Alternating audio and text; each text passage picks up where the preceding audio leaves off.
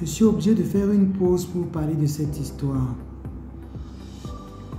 Un enfant de 15 mois que la mère a laissé à la maison avec sa grande sœur de 5 ans. Ils avaient préparé du haricot. Et la grande sœur de 5 ans décide de lui donner du haricot.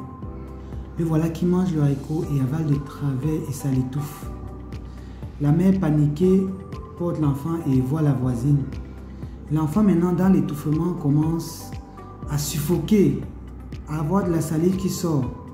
Le réflexe de la voisine, c'est de prendre l'enfant, mettre la tête en bas et le mettre dans une bassine d'eau. Et on nous amène un enfant qui est décédé. Parce qu'on lui a dit généralement que pour soigner les convulsions, c'est ce qu'il faut faire. Pourtant, le problème de cet enfant n'était pas les convulsions et ce geste ne résout pas les convulsions. Voilà un enfant qu'on a perdu. Voilà un enfant qu'on a perdu. C'est quoi la cause de décès de cet enfant? Est-ce la négligence?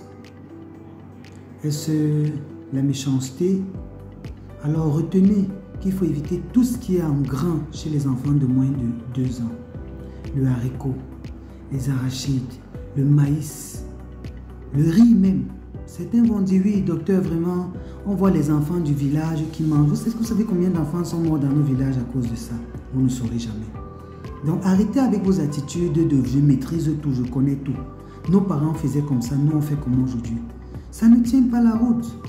Trop d'enfants meurent inutilement par, je sais pas, c'est fou. C'est fou. Bref, voilà ce que j'avais à vous dire. Bonne journée à vous, bon week-end.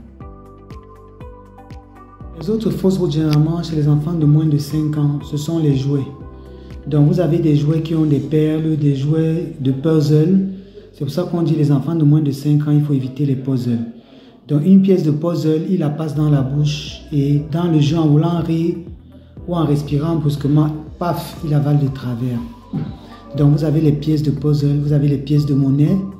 Vous avez les pièces de monnaie, généralement ça va partir dans les voies digestives mais pas dans les voies respiratoires parce que c'est assez gros. Mais ça peut créer également des complications. Donc vous avez les petites boules, vous avez des perles, vous avez des petits ballons, vous avez plein de petits objets que les enfants peuvent avaler facilement. Donc vous voyez, il y a toujours beaucoup de couleurs sur ces jouets chez les enfants.